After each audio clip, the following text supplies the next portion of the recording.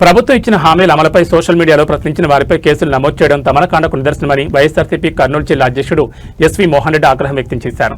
మంత్రి నారా లోకేష్ రాజ్యాంగాన్ని కర్నూలులో అమలు చేస్తూ బెదిరింపు రాజకీయాలకు పాల్పడుతున్నారని ఆరోపించారు. దీంతో పోలీసు వ్యవస్థపై సామాన్య ప్రజల్లో నమ్మకం కోల్పోతున్నారని అన్నారు.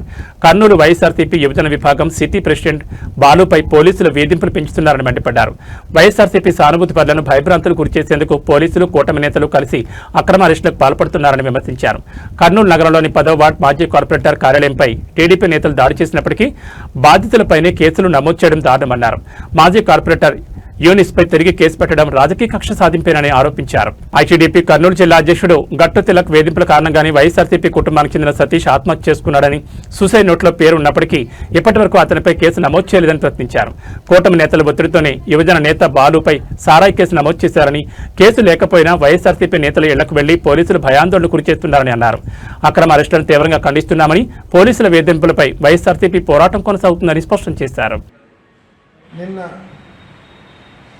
YSR Congress party town youth president Balu ఆత్మహత్య చేసుకునే పరిస్థితి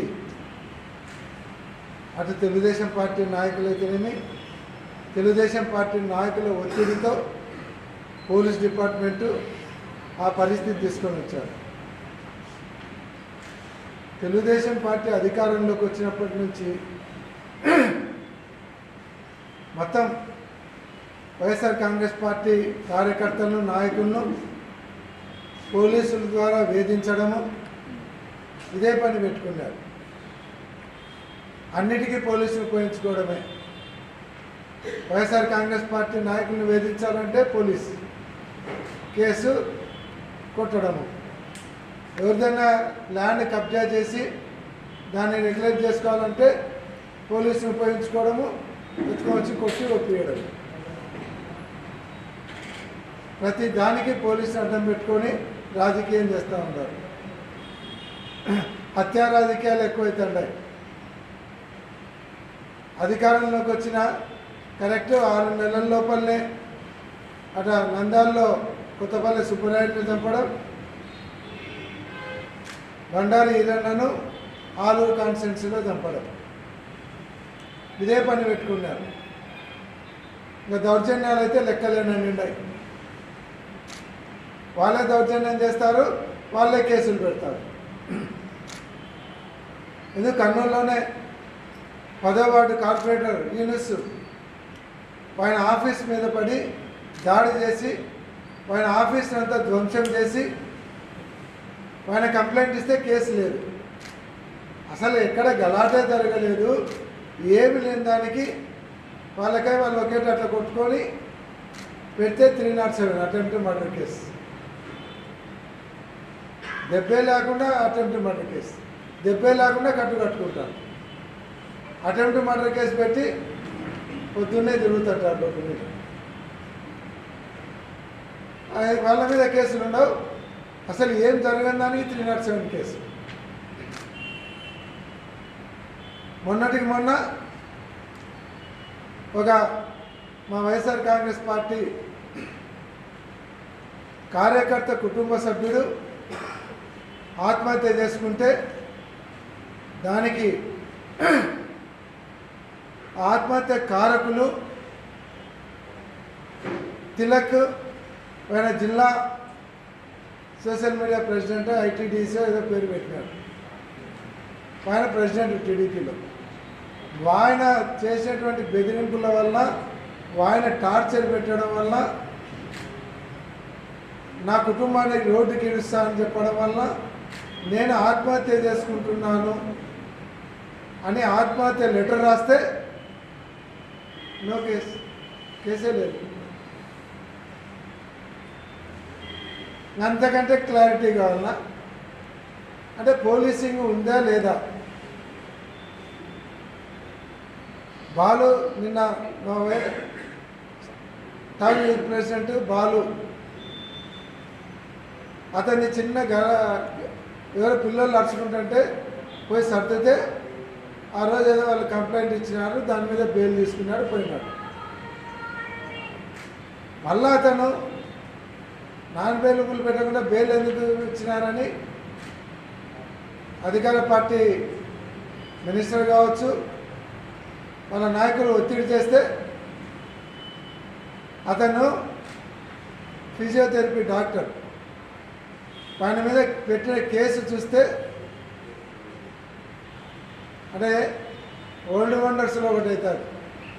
ఫిజియోథెరపీ డాక్టరు 20 లక్షల రూపాయల కారులో 20 లీటర్ల సారాయి క్యాన్ పెట్టుకొని ఇంటింటికి తిరిగి గ్లాస్ సారాయి అమ్ముతున్నాడు. ఇంతకంటే దారుణం ఉందా కేసులు పెట్టాలంటే? మళ్ళా అతని మీద వాళ్ళేదో టీ షాప్ కాడ మాట అనుకున్నారు. ఆమెమి కేసు పెట్టలేదు, ఏం లేదు, కంప్లైంట్ లేదు, ఏం లేదు. 2 నెలల కింద జరిగింది.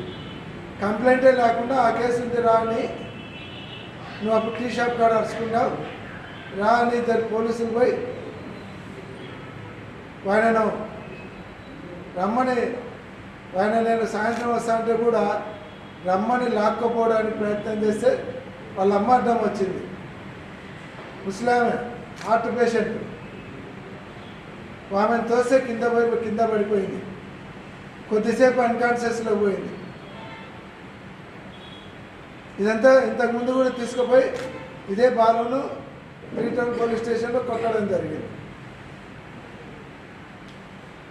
మళ్ళా ఇప్పుడు తీసుకుపోయి కొట్టాలనేటువంటి కార్యక్రమంతో ఏమంటే బాలు ఊళ్ళోకి రాకూడదు, వస్తే కొట్టాలి, అది వాళ్ళకు హుకుం తెలుగుదేశం పార్టీ నుంచి.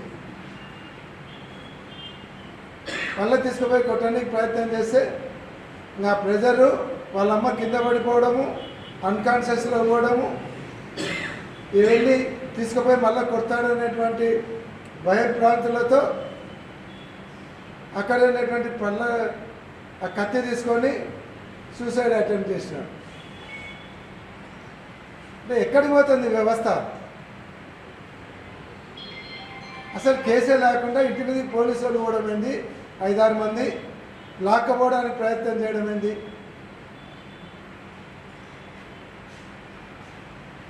ఇంత దౌర్భాగ్యమైనటువంటి పరిస్థితుల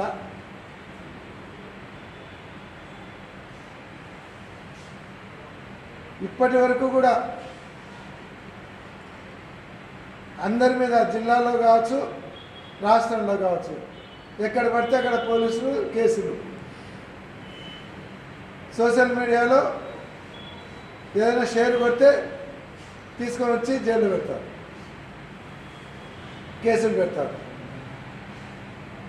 ఏదైనా గవర్నమెంట్లో ఇది మాకు ఈ స్కీమ్ రావడం లేదంటే కేసు.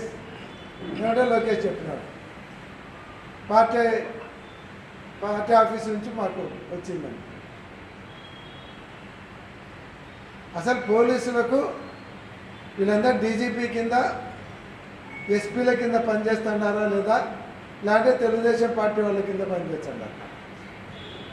నేను అందరు పోలీసుల గురించి కాదు, కొంతమంది మాత్రం పోలీసు డిపార్ట్మెంట్కి ఉన్నటువంటి